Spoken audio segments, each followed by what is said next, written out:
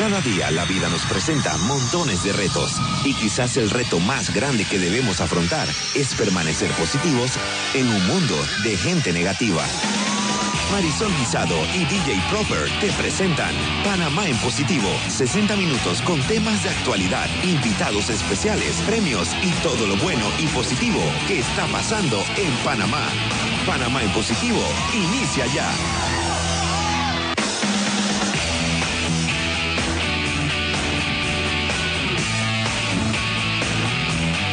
Buenas noches, Panamá. Estamos iniciando Panamá en Positivo. Otra semana más con ustedes a través de Wow 97 y medio. Reciban el saludo cordial de Samuel Campos, DJ Proper, mejor conocido como DJ Proper, y de mi compañera inseparable Marisol Guisado. ¿Cómo estás, Marisol? Bien, Proper, ¿cómo estás? Bienvenido, buenas noches. Súper bien, bien contento de iniciar una nueva semana contigo y de Panamá en Positivo. Hipócrita, mentira. Bueno, hoy me dijiste que no te molestara. No, hoy no podemos molestar porque tenemos una persona muy importante aquí. Así es. Dos personas muy importantes aquí que vamos a hablar de un tema que para mí es muy especial porque viene de parte de mi familia, tiene que ver con mi familia, así que... Tuvimos un adelanto la semana pasada de lo que íbamos a hablar hoy y bueno, ya llegó el día esperado. Mira que rápido se pasan los días, que ya tú dices que no, la otra semana y ya estamos. Así Qué es, rápido. Así es. Pero bueno, bienvenidos sean todos. Vamos a recordar las cuentas de Twitter, @mariguisado con Z, @DJ Proper, @wow975 para que nos envíen sus mensajes de texto, sus saludos, sus opiniones, sus comentarios y también mensajes al 9750 y el 209-8350 si quieren llamar, si les gusta llamar, comparten con nosotros a través de la línea telefónica. Y de hecho el tema que vamos a tratar hoy es un poco extenso y las personas que van a hablar van a tratar de resumirlo, pero es un tema que mucha gente me ha estado escribiendo hoy, que están muy interesados en escuchar. Ahora que, digamos, los invitados decimos sus cuentas de Twitter también para que la gente pueda interactuar con ellos. Pero nos vamos con los clientes. Estamos aquí gracias a EPACOP, que las cooperativas ayudan a construir un mundo mejor. Por eso el Instituto Panameño Autónomo Cooperativo IPACOP es la institución responsable de formular, dirigir, planificar y ejecutar la política cooperativa del Estado. IPACOP aplica métodos modernos de educación, asistencia técnica, supervisión y divulgación con el fin de impulsar las cooperativas como alternativa socioeconómica, democrática, solidaria y autosostenible. Instituto Panameño Autónomo Cooperativo IPACOP. Proper. Hoy también estamos gracias a la Autoridad de Aseo Urbano y Domiciliario. La Autoridad de Aseo Urbano y Domiciliario es la encargada de la recolección de basura con una meta de recolectar más de 1.500 toneladas de desechos diarios. La Autoridad de Aseo Urbano y Domiciliario te recuerda que debes colocar la basura en bolsas fuertes y cerrarlas. Además, debes colocar la basura los días de recolección para evitar que los animales la saquen de los contenedores. Con la colaboración de todos podemos tener una ciudad más limpia. Autoridad de Aseo Urbano y Domiciliario. Así es, también estamos gracias a MIBUS, que es la encargada del diseño, planeación, ejecución y control del plan de operación del servicio de transporte masivo de pasajeros de los distritos de Panamá y San Miguelito, con una inversión de más de 300 millones de balboas, 1.200 autobuses, más de 730.000 usuarios en 150 rutas. En MIBUS se trabaja con pasión para servir a los usuarios, generando empleo formal para panameñas y panameños con distintos niveles de formación, aportando una nueva industria al país, contribuyendo a mejorar la imagen de la ciudad y transformando el sistema de transporte en la capital. MIBUS. Sí, también estamos gracias a Conalvías. Las buenas obras hablan por sí solas, ejecutando el mantenimiento de la carretera sobre el río Agua, mantenimiento de la vía Calzada Larga, mantenimiento caminos provincia de Veraguas, Muelle 9 de Puerto Colón, acceso al aeropuerto internacional de Tocumen. Conalvías está presente en Panamá con varias obras ejecutadas y docenas por ejecutar. Conalvías, las buenas obras hablan por sí solas.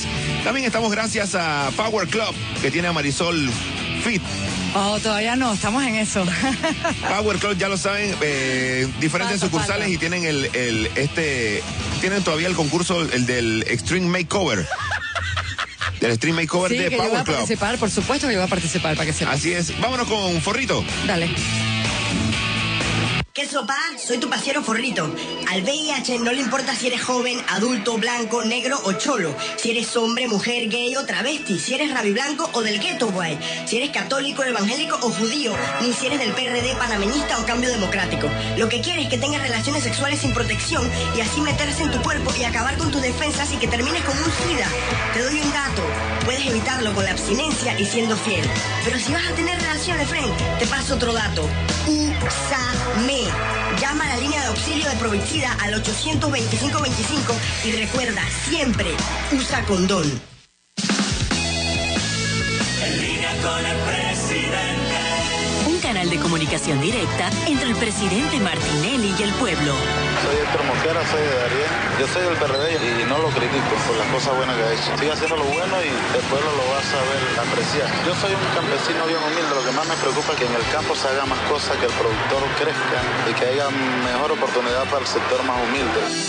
Gracias, Héctor, por tu pregunta y por tu sinceridad. Quiero decirte que yo he trabajado y sigo trabajando para el pueblo panameño, sin fijarme a qué partido pertenezcan los beneficiarios de nuestras obras. Ahora, en cuanto al apoyo al productor, justamente acabo de sancionar 5 leyes muy importantes para apoyar al campesino, tanto al agricultor como al ganadero, o a quien tiene un criadero de pollos, o plantas, hortalizas, frutas. Y a partir de enero próximo, vamos a tener un fondo importante de enero para incentivar la producción. Si tú siembras 1 hectárea, por ejemplo, y el año que viene siembras otra más, sobre esta segunda hectárea recibes un bono, un incentivo para que sigas creciendo y sembrando más. Para quienes tienen deudas, se les refinanciará a largo plazo, y quienes necesiten un crédito para sembrar o comprar herramientas de trabajo, se les da fácilmente un crédito bien barato. Además, se les ayudará con asistencia técnica. En estos días, el Ministerio de Desarrollo Agropecuario va a difundir las medidas del apoyo al campo. Te aconsejo que llames o vayas a la oficina regional del MIDA y allá te podrán resolver cualquiera de tus inquietudes. En línea con el presidente. Un canal de comunicación directa entre el presidente Martinelli y el pueblo. Serenela Cuesta, vivo en Pan de Azúcar. Yo solamente quiero decir que las jumboferias sí resuelven. El único problema es que las filas son muy largas, que hay que pasar por sol, por lluvia, hay que madrugar para poder comprar el arroz, porque es lo primero que todo el mundo abarca. Y bueno, verdaderamente quisiera que fueran, no fueran solamente los sábados, fueran como 3 días a la semana y que fuéramos organizadas. Hola Serenela, seguro tú irás a la Jumboferia de los Andes. Allí llega buco de gente, porque allí los productos de la canasta básica se venden bien baratos, sobre todo el arroz a 30 centavos la libra. Es cierto lo que dices sobre las largas filas. A ti Serenela y a toda la gente de Panamá Norte le doy una primicia. Vamos a instalar otra Jumboferia en Chilibre, que va a atender mucha gente de esa zona y que no va a tener que ir más a los Andes. Y también vamos a instalar otra más en Panamá Oeste. Pero igualmente, te quiero dar otra primicia más. A partir de este año que viene vamos a abrir más jumbotiendas, sobre todo en las zonas altamente pobladas. No sé si sabrás que ya abrimos una nueva jumbotienda en Pacora hace unos días. También todas las jumbotiendas van a atender hasta las 6 de la tarde y van a abrir los domingos. Vamos a tener productos de la canasta básica a precios bien bajitos y vamos a hacer lo que tengamos que hacer para bajar los precios aún mucho más. En línea con el presidente.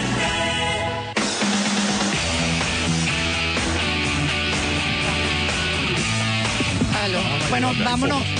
Mira que ya se pasa el tiempo volando, 9:20. Vámonos con los invitados, pues. Con los invitados, vámonos con la presentación, señor productor. Vámonos con la A un presentación. invitado le hicieron también intro, a los dos. A los 2 invitados le hicieron No te puedo creer. intro para que... Sí, vamos con la presentación para que los oyentes demora poco, 20 segundos, 30 segundos, y es poco porque el currículum es extenso. Vamos a ponerle para que él lo escuche aquí. Ahí va. Guillermo Márquez Amado estudió en el Colegio La Salle, Pontificia Universidad Javeriana, Facultad de Derecho y Ciencias Socioeconómicas, Bogotá, Colombia. Es abogado, doctor en Ciencias Jurídicas, especialidad en Derecho Comercial. Guillermo Márquez es Panamá en Positivo. Y nuestro siguiente invitado también estás ahí. Mira. Sí, está. Eduardo Tenzin Linyuen Licona nació el 3 de mayo de 1972, o sea, este año cumple 42 años, periodista, siempre informado de lo que está pasando en cualquier parte del planeta, por lo que se ha ganado el apodo de Mr. Google. Eduardo afirma que en el 2024 será presidente de la República. Eduardo Linyuen es Panamá en Positivo. Me adelantaron un par de años porque yo dije que era como... Yo dije que a los 60 me parece la edad apropiada. Ese fue porque uno se jubila y va para casa. No queda con ese tema de querer regresar o de querer ser o no. Ay, Dios mío. Gracias. Ese fue Bobby.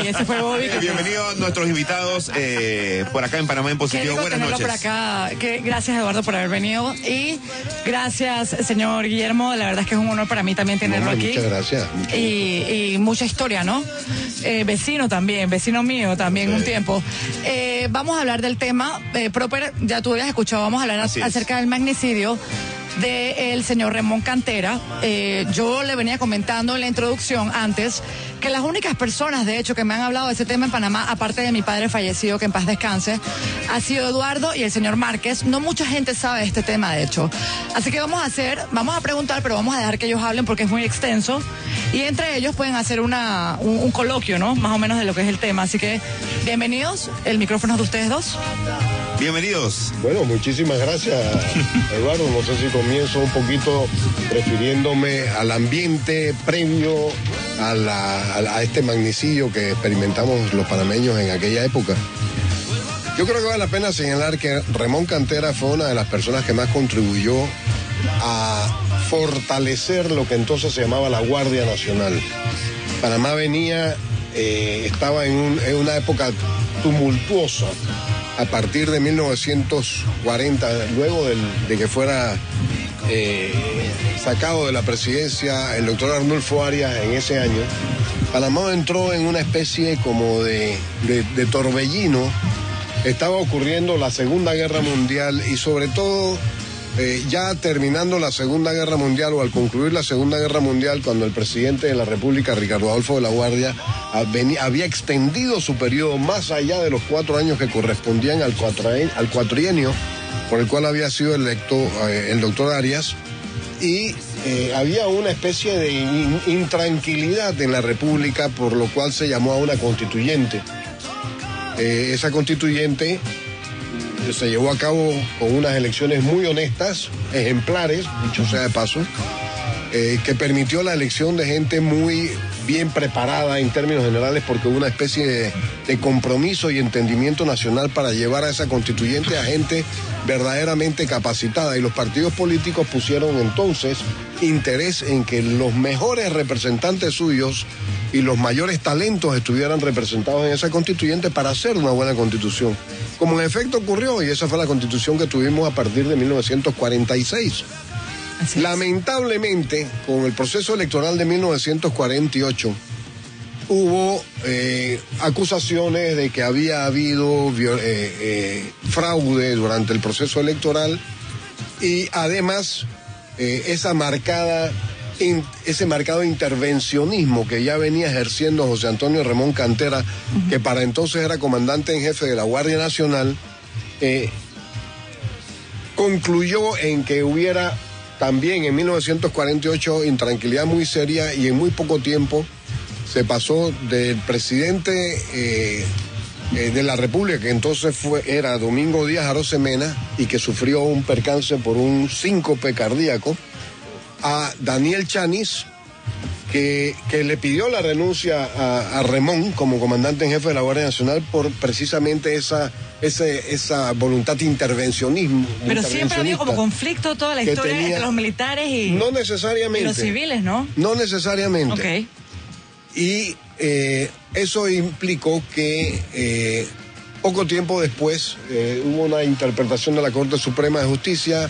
Tampoco se entendió que Roberto Francisco Chiari iba a ser el presidente de la República. Total, que nuevamente apareció el doctor Arnulfo Arias Madrid como presidente electo en las elecciones de 1948, sobre pretexto de que se había hecho un recuento de los votos de aquellas elecciones que tenían ya 3 años. un año y pico de haber ocurrido, y entonces el doctor Arnulfo Arias fue puesto en la presidencia. Pero para las elecciones de 1952 se presentó la candidatura de José Antonio Ramón Cantera, y en un proceso electoral muy discutible, en que hubo abundante derroche de recursos del Estado, dicho sea de paso, terminó imponiéndose la candidatura de José Antonio Ramón Cantera, que fue apoyado mucho y con mucha energía por su esposa, la señora Cecilia Pinel de Remón. Esas elecciones se llevaron a cabo y se proclamó como vencedor a José Antonio Ramón Cantera.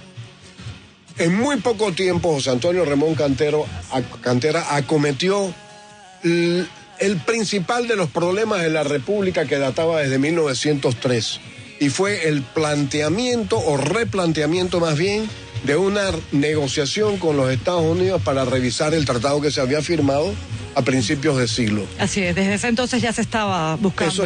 Eso ya era un problema nacional. Así es. Desde entonces, desde 1904, dicho sea de paso. De manera pues que esa reconducción de las negociaciones con los Estados Unidos fueron bastante exitosas y se preveía que Remón Cantera, con el éxito de conseguir un avance significativo, porque había negociado un nuevo tratado con los Estados Unidos, se perfilaba y se comenzaba a hablar de que podría ser un candidato para una reelección que estaba prohibida en la Constitución recientemente aprobada en 1946. Sin embargo, no se descartaba por el control tan sólido que tenía José Antonio Remón Cantera, por una parte de la Guardia Nacional, por otra parte de los partidos políticos, por otra parte de la economía o de las personas dedicadas a la producción. Hablo de personas naturales y personas jurídicas de la época. No se podía descartar de ninguna manera que pudiera aspirar el poder económico lo apoyaba. El poder económico lo apoyaba. Y veníamos de una turbulencia de tener 6, 7 presidentes en 7 años, más o menos. Había habido mucho orden. Estaba el país aumentando su producción, desarrollándose. Había tranquilidad porque el temor a las armas no dejaba de tener su efecto. Y ese era el ambiente que había. Y de pronto, el 2 de enero de 1955, al concluir el programa de carreras en el hipódromo Juan Franco, que era como entonces se llamaba el hipódromo, y quedaba por Obarrio, ¿no? Tengo entendido. Y quedaba justamente donde es hoy Obarrio, y la entrada quedaba justamente donde estaba el Minimax. Ajá. Enfrente de la vía argentina. Por ahí donde está Rico Pollo y esos lados, ¿no? No, del otro lado. La otra esquina, ¿está el PX? La otra esquina, sí. Detrás del PX. Que todo el mundo iba a tomar café ahí. Hay una agencia de la lotería ahora mismo, justo donde está la agencia de la lotería, era el Clubhouse, el Jockey Club. Bueno, ahí quedaba el hipódromo, esa era la entrada del hipódromo. ¿Esa área era el hipódromo? Eso era el hipódromo. Todo lo demás era monte. En Obarrio, todo eso era el hipódromo. La organización Obarrio era el hipódromo. Y los establos y todo. Los establos quedaban una parte por Vía Brasil. Por Vía Brasil. Mira. Por el lado de la Rocha de acá, más hacia acá, ¿no? Sí, hacia la ciudad era toda calle 50, más o menos. El comienzo era allá. Donde está hoy todavía está el restaurante Minimax ahí y el PX. Exacto, el Minimax. Ahí era el comienzo del hipódromo y el final del hipódromo, la parte de atrás, era por acá, por donde está Vía Brasil, y acá atrás para abajo, para calle 50. Mira. Bueno, allí, al concluir el programa de carreras del día 2 de enero de 1955, mientras Remón se tomaba unos tragos, ya ha concluido todo el programa de carreras, con unos amigos, y otros amigos de él jugaban dominó. Había ganado su caballo, Valley Star. Había ganado. El caballo, Valley Star. Estaba celebrando el triunfo de Valley Star. De pronto se escucharon unas detonaciones que inicialmente fueron confundidas con el detonar de cohetes. Era 2 de enero, acaba de pasar año nuevo. Era 2 de enero. Época en que mucha gente tira bombitas. Y alguien pensaba, bueno, ahí está alguien celebrando las bombitas. Además, el propio Remón llegó a mencionar, eso debe ser la celebración del cumpleaños del señor tal, que está ahí celebrando en las graderías. Yo quiero ir allá ahora. Eso fue lo último que él dijo, porque inmediatamente se dejaron sentir los impactos de las balas. Y él y otras personas más fueron heridas, cayeron. El personal de seguridad, los escoltas, inicialmente se sintieron desconcertados, como es natural que ocurra en un hecho así, pero en algún momento recobraron la compostura. Uno de ellos consiguió una ametralladora, hicieron unos disparos y el ataque, que había provenido desde diferentes puntos, desde un matorral por una parte y cerca de una caseta de los alguaciles que vigilan, de los comisarios del hipódromo, los disparos de los agresores cesaron, y cuando cesaron, lo que existía era el cuadro de los heridos tirados que reclamaban asistencia, incluso fuera del propio clubhouse. Hubo también personas heridas, aparte. Hubo una persona que posteriormente falleció, que No era sabía un eso deportista, un nadador muy conocido entonces, Uy, qué Danilo tristeza. Sousa se llamaba. También en las primeras ráfagas cayó también un inspector de seguridad, Peralta, y fue herido también Antonio Anguizola, que era un ganadero prominente chiricano y que era muy amigo de José Antonio Remón Cantera. Una vez, inmediatamente llegó la policía.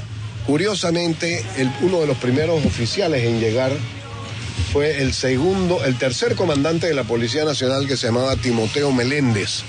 Y que ¿Ustedes cómo hacen para todos estos nombres tenerlos? Porque Eduardo es igual, ¿cómo hacen para acordarse de todos esos nombres? Dios mío. Yo me acuerdo del mío porque bueno, Timoteo Meléndez no estoy muy seguro, pero pienso yo que debe haber sido hijo de un prócer de la independencia de Panamá, con motivo de los hechos que ocurrieron en Colón el 5 de noviembre de 1903. ¿Ah? Porfirio Meléndez, exactamente. Bueno, lo cierto es que Remón fue cargado a su carro y fue trasladado al Hospital Santo Tomás. El protocolo de la autopsia que se hizo posteriormente al Hospital Santo Tomás llegó ya muerto. Esto ocurrió aproximadamente entre 7:15 y 7:30 de la noche, según las declaraciones de los diferentes testigos. Y cuando se hizo la autopsia solamente tenía un impacto de bala, pero era letal desde cualquier punto de vista. una persona experta, ¿no? La que disparó, definitivamente. Fueron varias personas, pero no fue tampoco algo a quemarropa, fue de cierta distancia. Ok. Pero esa bala fue letal. Ahí no había escape. Esa bala le perforó, le entró por el costado derecho, a la altura de los riñones, le perforó el riñón derecho, le cortó una parte del callado, de la vena. La vena cava inferior. De la vena cava inferior. Luego el callado de la aorta le hizo un enorme daño al callado de la aorta, que es toda la... Y el intestino grueso. Y el intestino grueso, que es la sangre que irriga hacia abajo las piernas. Las piernas tienen una gran irrigación de sangre, y lo que vino fue... Su contextura era delgada. Era gordo. Él era delgado. Era gordito, ¿no? Él tiraba sus libritos. No era alto o bajo, no. No era ni alto ni bajo. Media, ¿no? Regular. Yo llegué a conocerlo. Ok. Esas casualidades de la vida, ¿no? Ah, Remón Cantera. Sí. ¿Qué edad tenía usted? ¿Como 2 años? Como 5.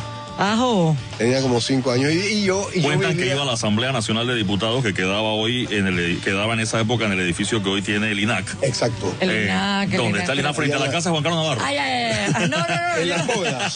Yo no sé. En la Plaza de Francia, allí frente a la casa de Yo Juan no Carlos. sé dónde vive Juan Carlos Ese Navarro. lo usaron de pero ya. hotel para la película de 007, ¿no? ¿Ah, sí? Lo usaron de hotel para la película 007. Esos fueron...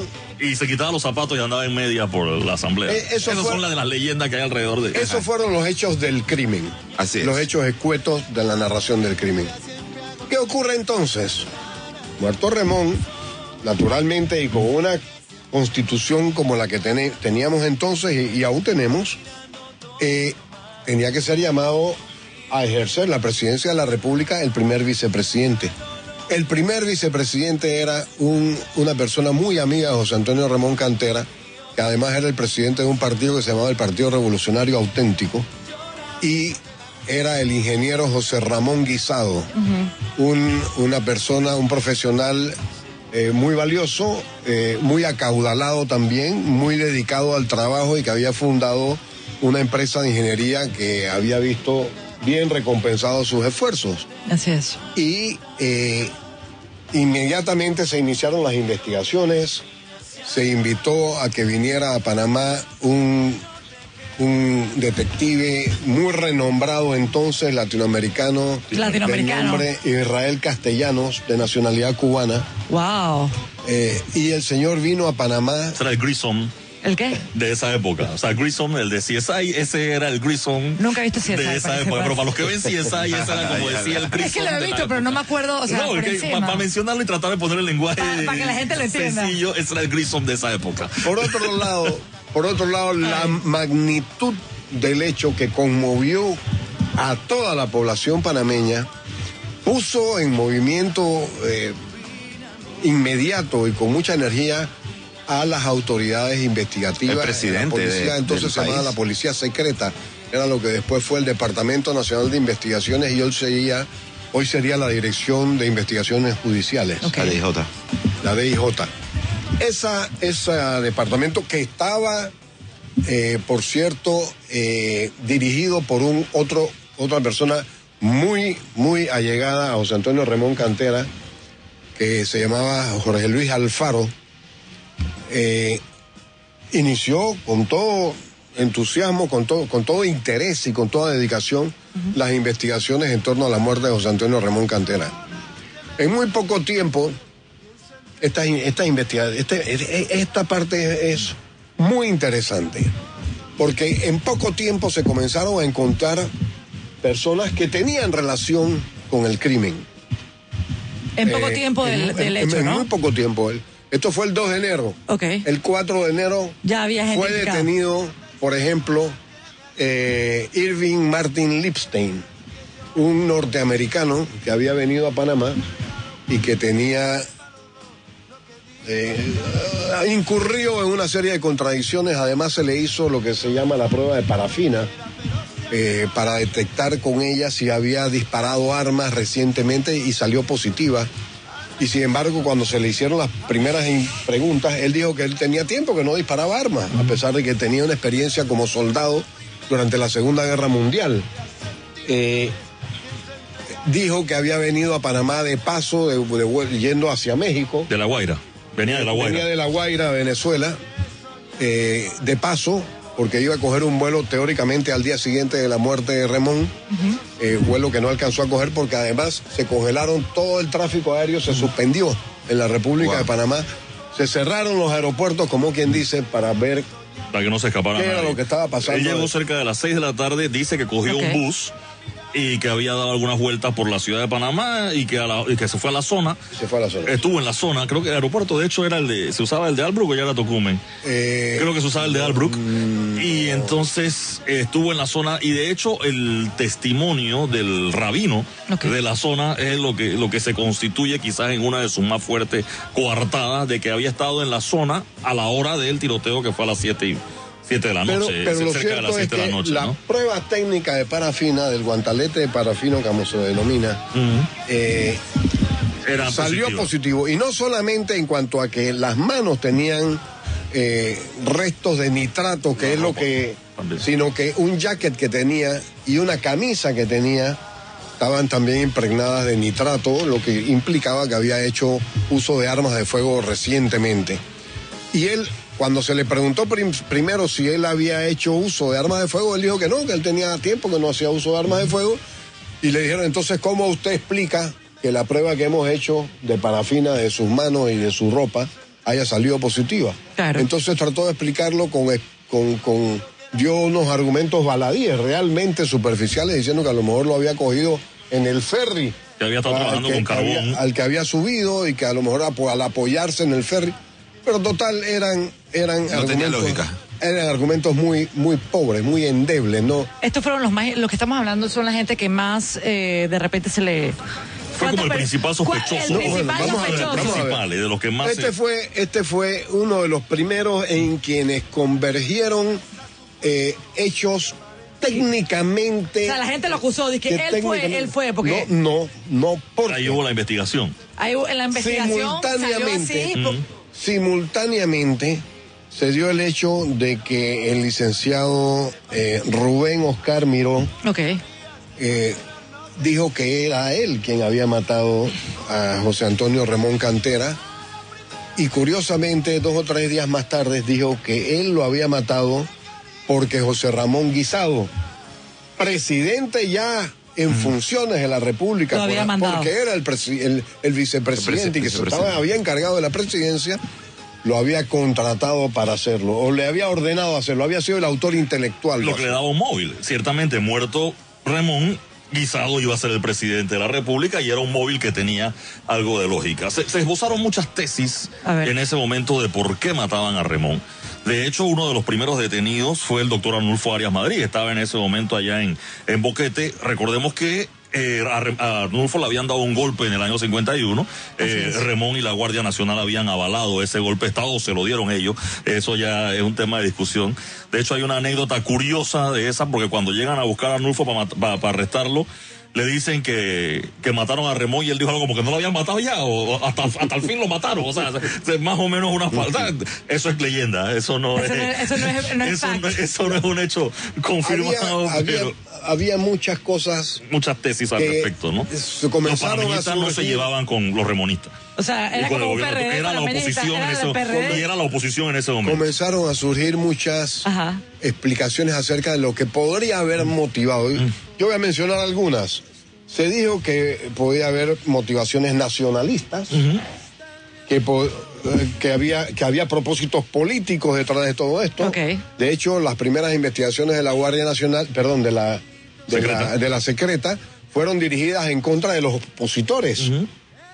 Que había conveniencias mafiosas, que la mafia estaba comprometida con esto, y después se expresaron razones muy interesantes a considerar y con cierto peso como para pensar que podía por ahí haber algo. Incluso un decomiso que hizo la policía de una droga para esos días, y se habla de que la mafia no perdonaba ese decomiso, que ya previamente incluso hubiese tenido un arreglo con Remón. La cocaína empezaba en el heroína era lo que más abundaba entonces. Y también se habla de que en algún momento el propio presidente Eisenhower, en las negociaciones que hizo por el tratado, le había impuesto algo de presión a Panamá al tema de la lucha contra el narcotráfico. Al propio José Antonio Remón. Al propio coronel José Antonio Remón. Y yo tengo una versión ¿qué versión? Sería interesante. Hay más, hay muchas. Las otras son los intereses comerciales, las venganzas personales, causas de carácter geopolíticas en términos generales, y los resentimientos inclusive de subalternos suyos dentro de la Guardia Nacional. Todo eso se argumentó como posible causa del crimen o el asesinato de José Antonio Remón Cantera. El inside job era uno, o sea, trabajo interno, era uno de los esbozos que sale de los cables que salen de la Embajada de Estados Unidos, de Panamá, de Estados Unidos en Panamá hacia los Estados Unidos. Incluso hay una tesis que parecía más descabellada, incluso, que era de algunos rivales comerciales del señor Anguissola, que estaba con él ese día, que quizás fuera matar a Anguissola y que Anguissola fuera el objetivo principal. Cuando tú quieres matar a alguien, mátalo al lado del presidente. De hecho, y eso siempre va a generar un poco de distracción, porque todo el mundo va a pensar que quiere matar al presidente. De hecho, Anguissola tenía una contextura similar a la de Remón, se parecía. Y recibió más tiros. Y se parecían de espalda. Esa es una de las tesis. Había un fenómeno en ese momento. Pérez Jiménez era dictador en Venezuela, Anastasio Somoza era dictador en Nicaragua, Fulgencio Batista era dictador en Cuba, Trujillo era dictador en República Dominicana. Entonces se habla de Rojas Pinilla en Colombia. Rojas Pinilla, se hablaba el otro señor Carlos en Guatemala. O sea, había una tesis de que había que eliminar a los dictadores en América Latina, y de hecho en el 56, un año después, mataron a Tacho Somoza, y después a Trujillo en República Dominicana a tiros.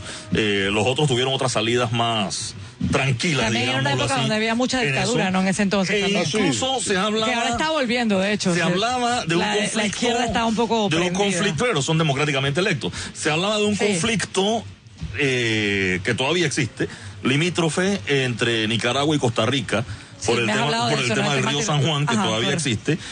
Y se hablaba de que Somoza en algún momento desde Nicaragua quería invadir Costa Rica y tenía un respaldo venezolano en Panamá a través de Chiriquí para invadir Costa Rica desde ambos costados, e incluso se insinuó que el presidente José María Figueres, Pepe Figueres, pudiera estar. Eso se descartó a los pocos días, pero fue otra de las tesis que se elaboraron. Y la derecha, la ultraderecha norteamericana, en complicidad también con la mafia, buscando un matón, que no estaba de acuerdo con algunas de las concesiones que se habían hecho en ese tratado Remón-Eisenhower, donde Estados Unidos le devolvía a Panamá Paitilla, Por ejemplo, Taboga, Saboga, esas islas, aumentaba el canon de arrendamiento a 1.900.000, todavía era ridículo, pero aumentaba el pago que le hacía el Canal de Panamá a Panamá por ese tema y renegociaba 15 años más de la base de Río Hato.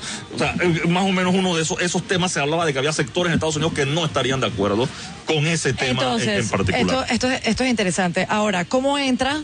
Sabemos, obviamente, el tiempo, pero sabemos que quiero también hablar de su padre. ¿Cómo entra? Pero eso fue mucho más adelante. No, yo sé que fue mucho más adelante. Vamos a tener que... Déjeme hacer...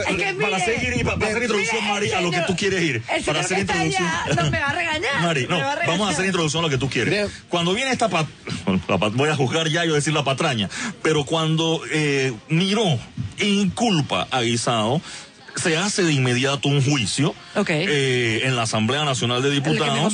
De hecho, el Ministerio Público también comienza a hacer una investigación, pero este juicio de la Asamblea Nacional de Diputados separa a José Ramón Guisado del poder. Hay varios elementos. Había un grupo que quería, por ejemplo, que Alejandro Remón, hermano del fallecido presidente, fuera nombrado ministro de gobierno. Guisado no quiso.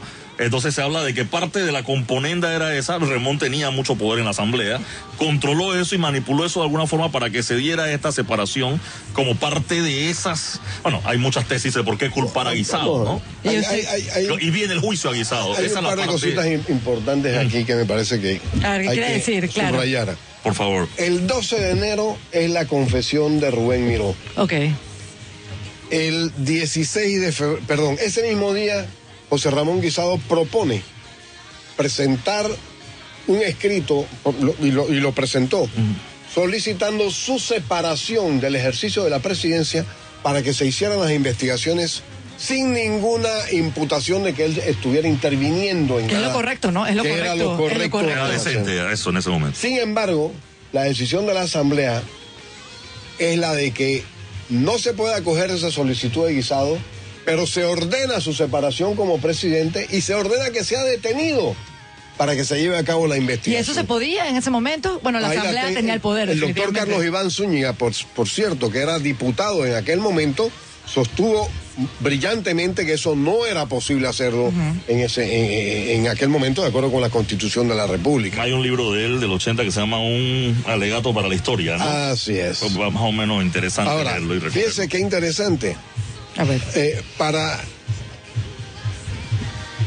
Para el 16 de febrero, el crimen había sido el 2 de enero, el 16 de febrero la Asamblea juzgó que había que llamar a juicio a José Ramón Guisado, y el 21 de marzo, en 2 meses y 14 días, en 2 meses y 19 días, se estaba iniciando el juicio.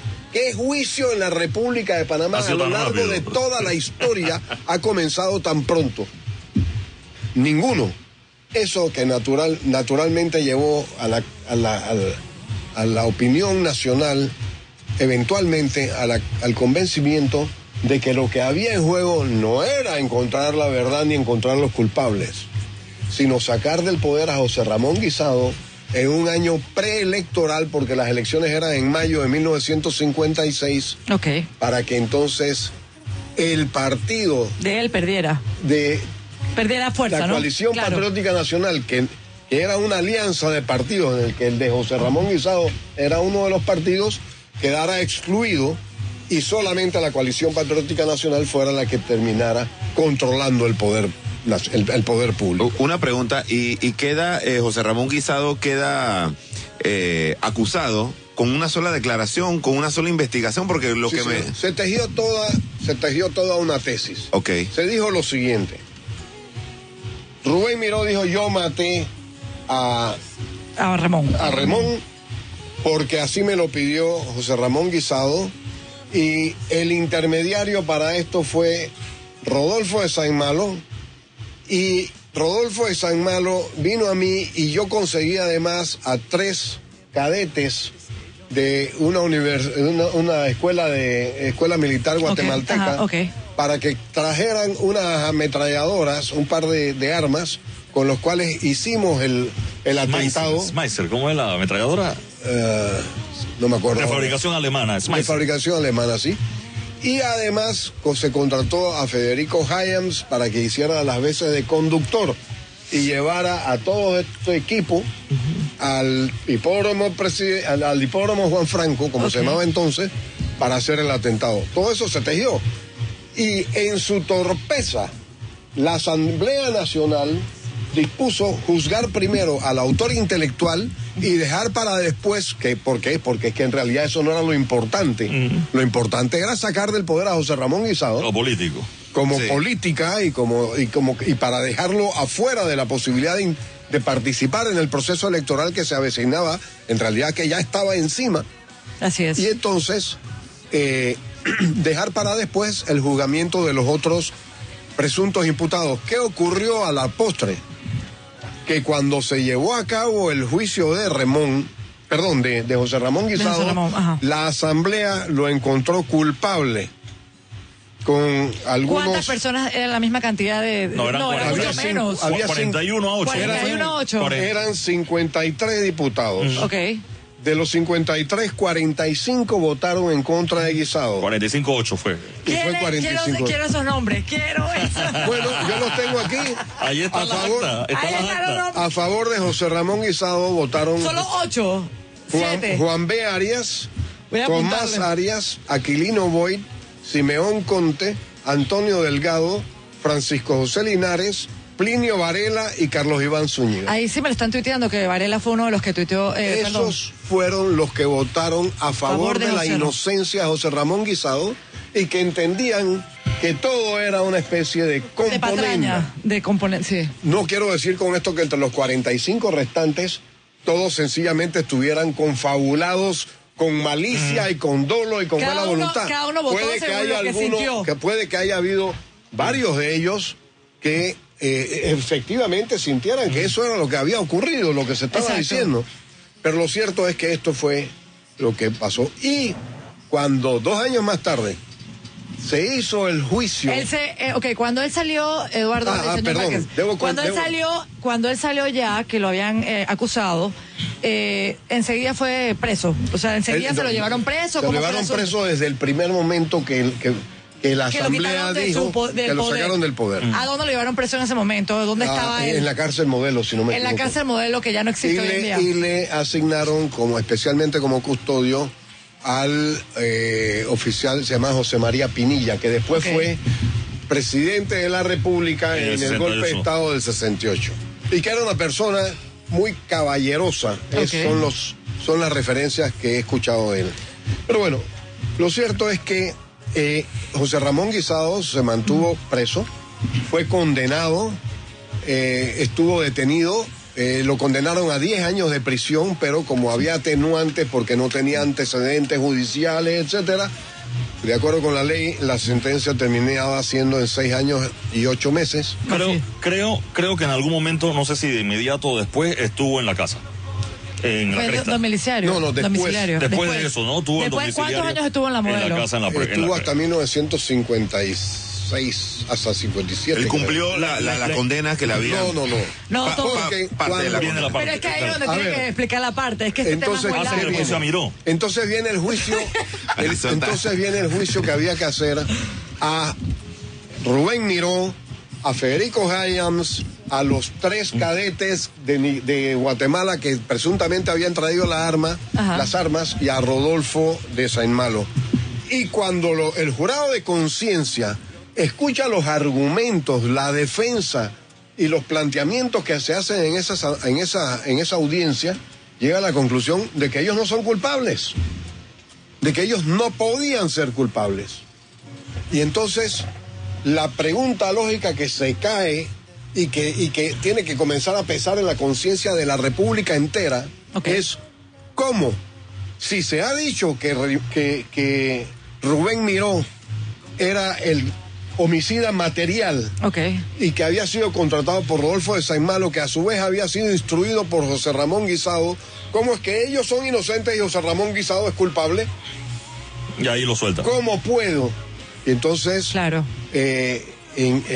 Entonces creo que era asesor legal en la presidencia o ministro de la presidencia o el asistente directo del presidente Ernesto de la Guardia, que había sido quien había ganado las elecciones en unas elecciones también confusas de 1956, pero que era una persona que yo creo que los panameños aún no hemos terminado de reconocerle todos los méritos que ese señor tuvo.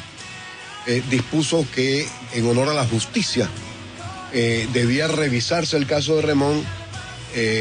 Germán López, que era el asistente, perdón, era un funcionario de alto nivel en la presidencia de la República, no recuerdo, y a eso que sé, era tío político mío. Dispuso que se presentara un recurso ante la Corte Suprema de Justicia, que terminó declarando nulo el proceso llevado a cabo contra José Ramón Guisado, porque si los autores materiales habían sido declarados inocentes, mal podía entenderse que el autor intelectual de quienes habían matado, pero que habían sido declarados inocentes, podía ser también declarado culpable.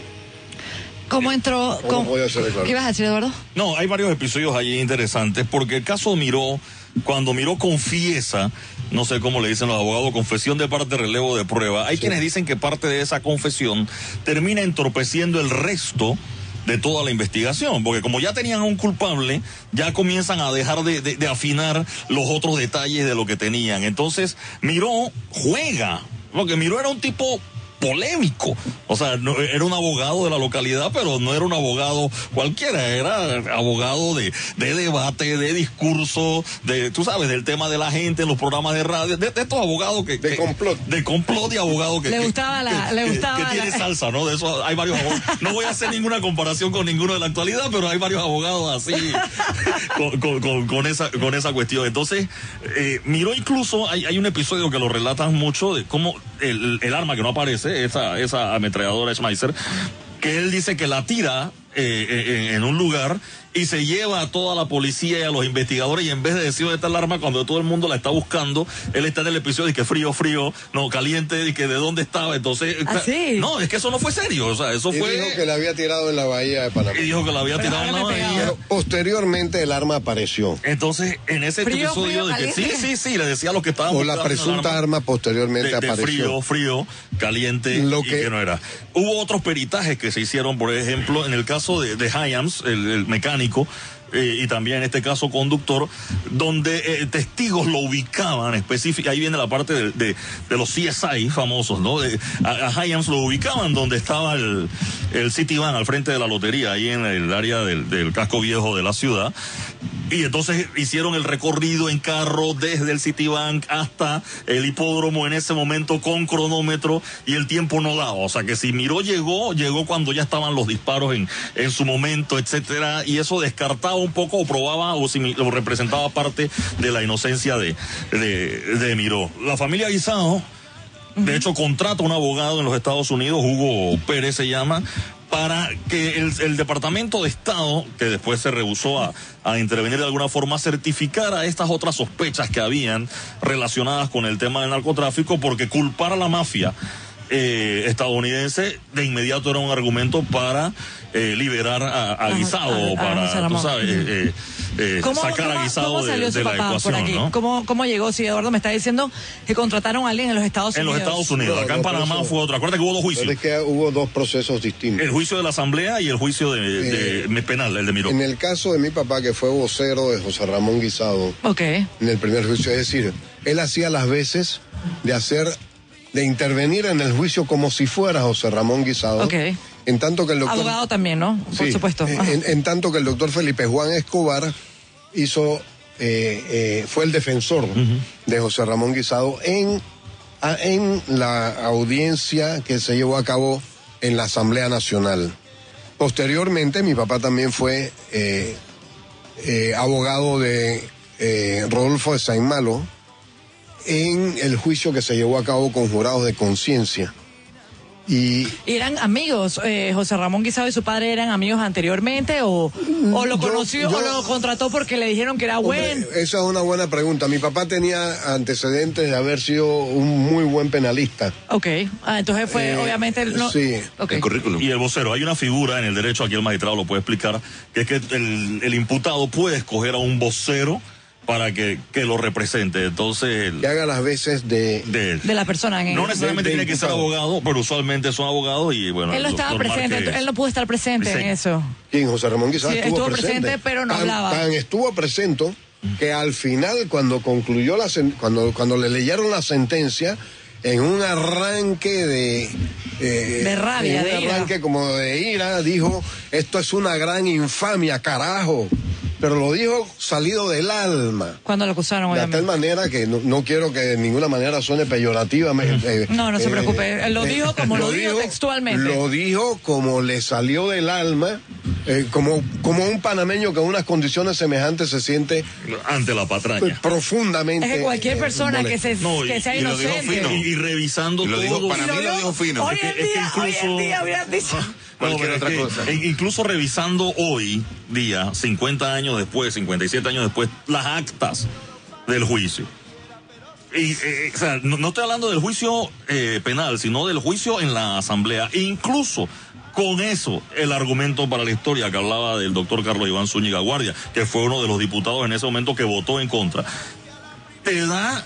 O sea, sigue siendo una patraña. O sea, como 45 votaron culpables ante semejante. O sea, tú lees las actas y las cosas y no hay manera de que fuera culpable. Muy pero bueno, así fue, ¿no? es que la decisión fue política. Por ejemplo, un personaje como Lipstein, que tenía estas condiciones ya constatadas de que tenía la prueba de la parafina, había salido positivo, etcétera. De pronto, por una orden que nadie supo nunca quién la dio, fue dejado en libertad y se fue de la República de Panamá para morir después avaliado afuera, en México creo que fue. En México y con el estómago lleno de piedra.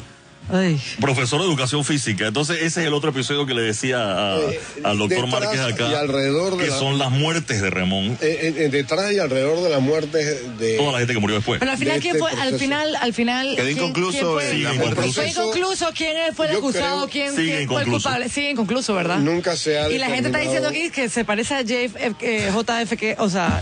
Es un caso que no ha terminado con una... Nunca se supo realmente quién fue el culpable. Determinar quién es realmente ha sido el culpable. Escuchando todo lo que han dicho sobre Remón Cantera, me parece que era una persona también que vivía como un poquito como relajada, porque si bien estaba después del hipódromo, estaba celebrando, como que no había, él no temía, él no pensaba pues que nadie le iba a hacer algo, porque... Es que en Panamá es muy raro. Se había hablado ya de las amenazas. Hoy en día las personas que son magistrados, como usted fue magistrado, en Estados Unidos los que son magistrados, los que son jueces, están siempre protegidos de lo que sea. Aquí en Panamá, usted ha sido magistrado, he visto los presidentes, he visto los diputados, y todo el mundo está en la calle normal, en el supermercado. Afortunadamente tenemos un país bien seguro para hacer esas cosas. Exactamente, o sea, eso no pasa en otros países. En ese sentido.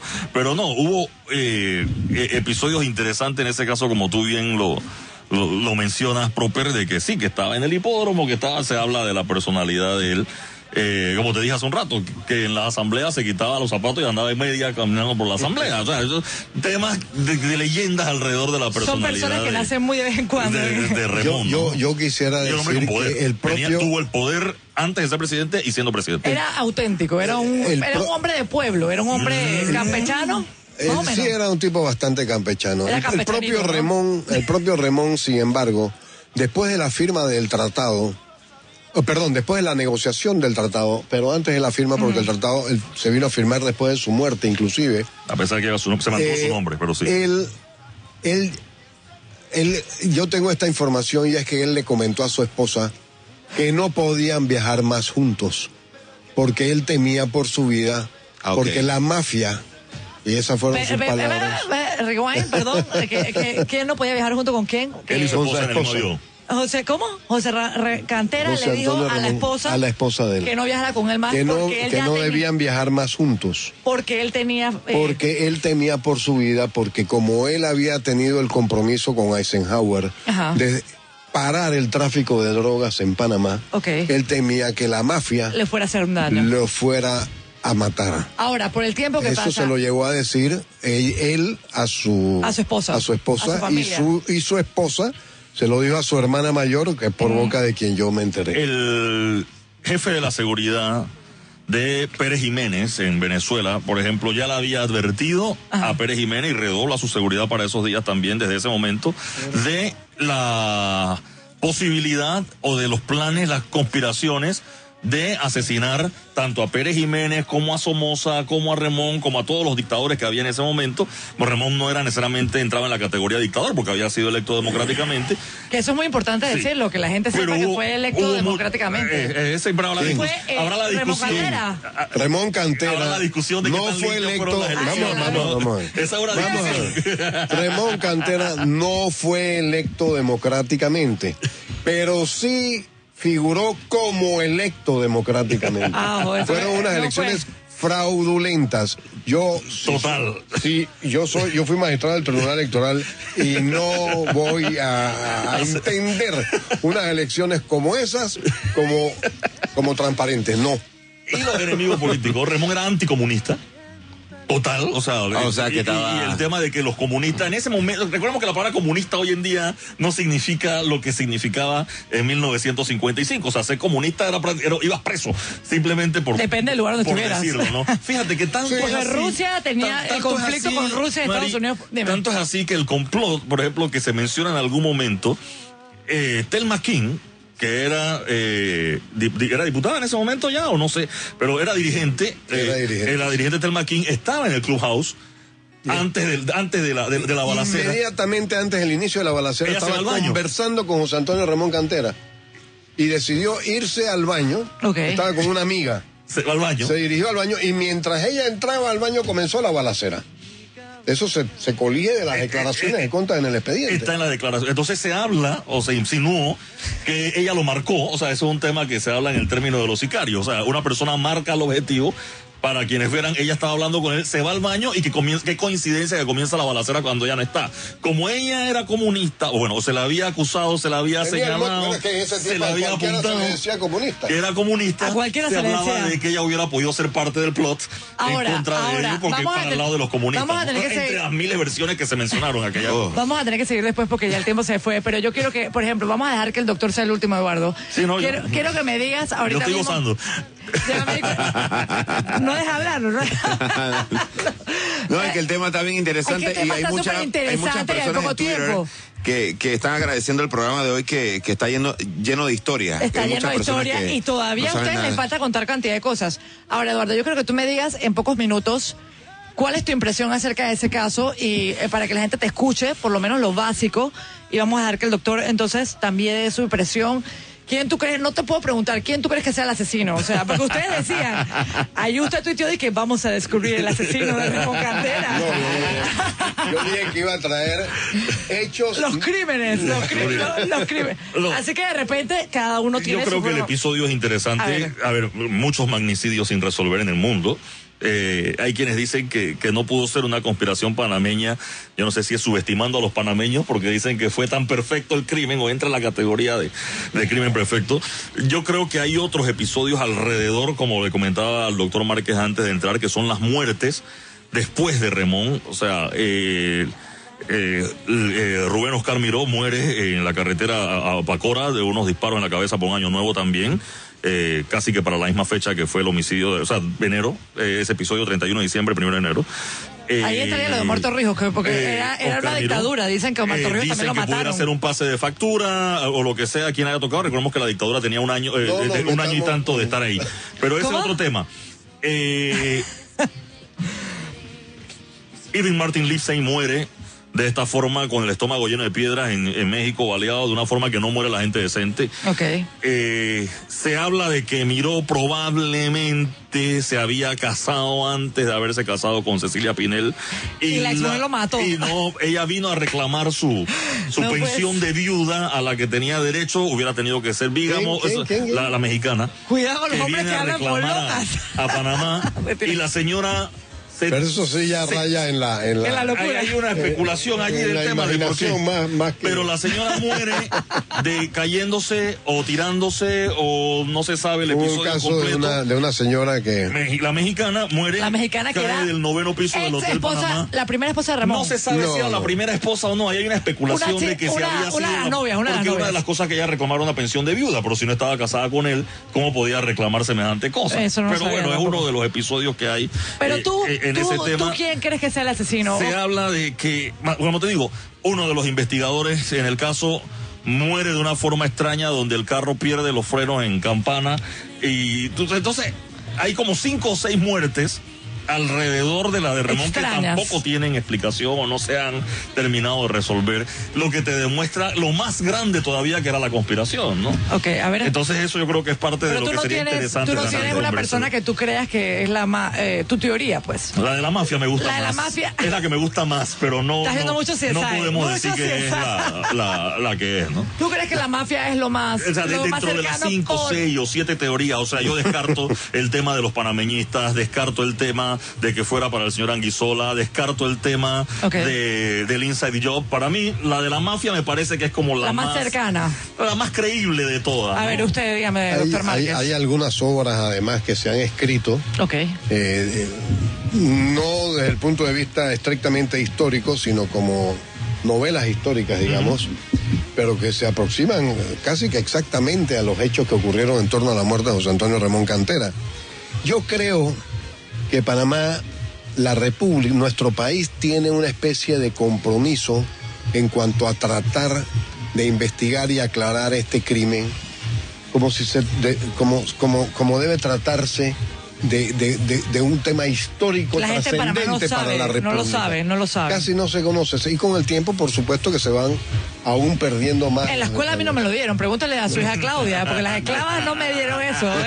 Para que lo sepan, las monjas que están escuchando, no me dieron ese tema de Remón Cantera. No me acuerdo, en los libros de estudios sociales no recuerdo, pero tú que también eres de mi época.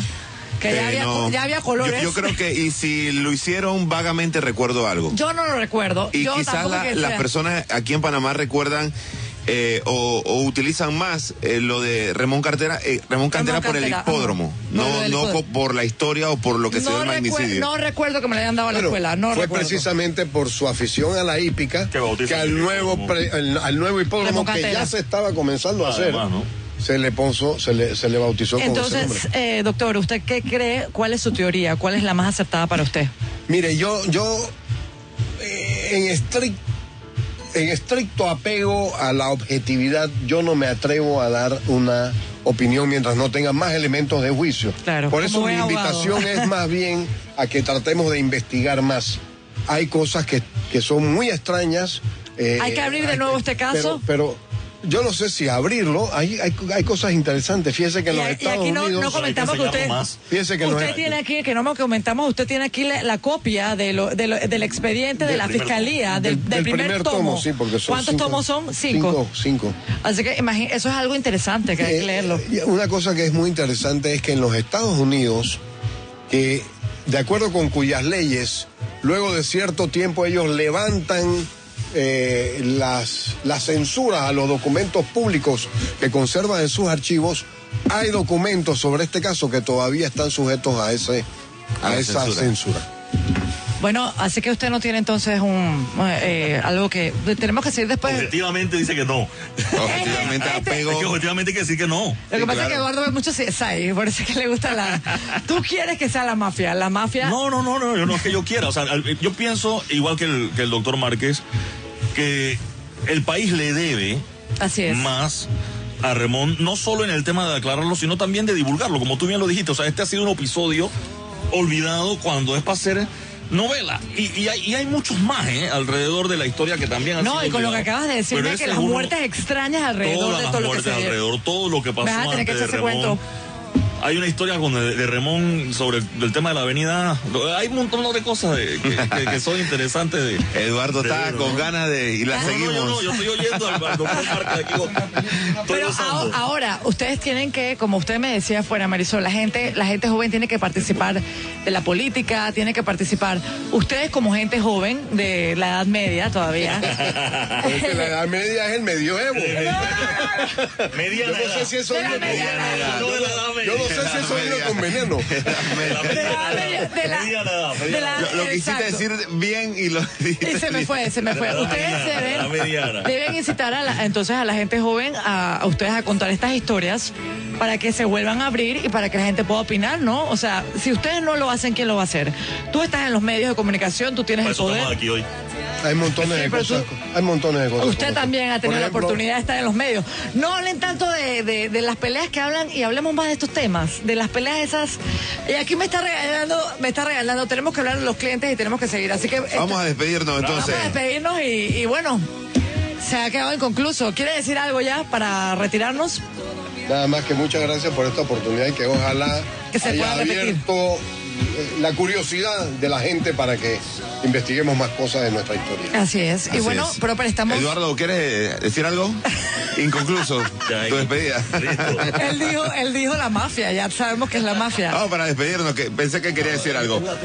Oye, espero que todos lo hayan disfrutado el programa de hoy y vamos a concluir el programa con nuestros patrocinadores. Así es. Panamá en Positivo llega gracias a Conalvías. Las buenas obras hablan por sí solas, ejecutando el mantenimiento sobre la carretera, sobre el río Agua, mantenimiento de la vía calzada larga, mantenimiento caminos, provincia de Veraguas, muelle 9 de Puerto Colón, acceso al aeropuerto internacional de Tocumen.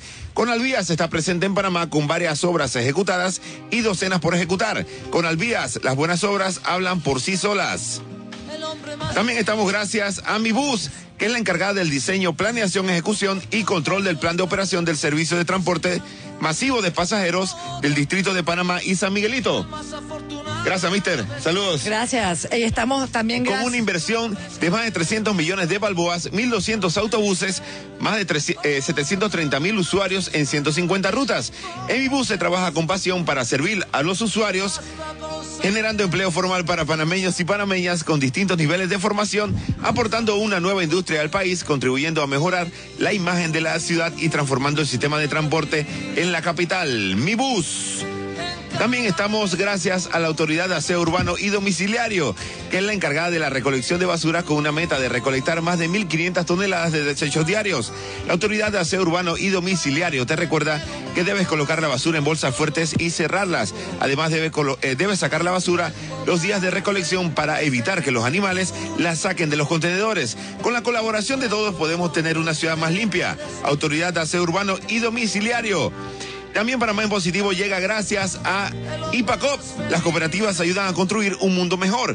Por eso, el Instituto Panameño Autónomo Cooperativo IPACOP es la institución responsable de formular, dirigir, planificar y ejecutar la política cooperativa del Estado. IPACOP aplica métodos modernos de educación, asistencia técnica, supervisión y divulgación con el fin de impulsar las cooperativas como alternativa socioeconómica, democrática, solidaria y autosostenible. Instituto Panameño Autónomo Cooperativo IPACOP. Así es, y también estamos gracias a Power Club. Que está cambiando mi cuerpo y el de Proper pronto también. Tengo que hablar con el chamo. Tiene que hablar con el chamo. Y también estamos gracias a productor. Estamos gracias a Power Club. Y estamos gracias también a Forrito y al Ministerio de la Presidencia. Así que tenemos los videos. ¿Los videos? Perdón, eso. Ya es tarde, ya se me fue la hora de dormir, ya tengo que ir a dormir, ya son las 10:20. Espero que la hayan pasado. Muchos twitters, ¿no? La gente quiere saber más de este tema. Se nos quedó corto el tiempo. Saludos a mi hermanazo Abdiel 4T hasta Chiriquí. Saludos para todos los que han dejado su mensaje. Augusto Varela, Mario C, Ricardo Torrero, Zoilo. Sí, aquí tengo Francisco Conte, José Leal. Hay muchos tweets, espérate. Charles Melody, también, saludos. Mexicanos Pitiguay. También, la gente muy interesada, ¿no?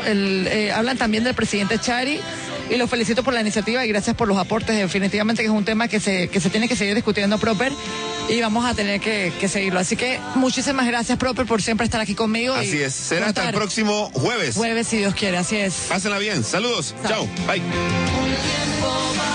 Hasta aquí, Panamá en Positivo. Recuerda que ser positivo es la clave del éxito. Nos escuchamos en el próximo programa.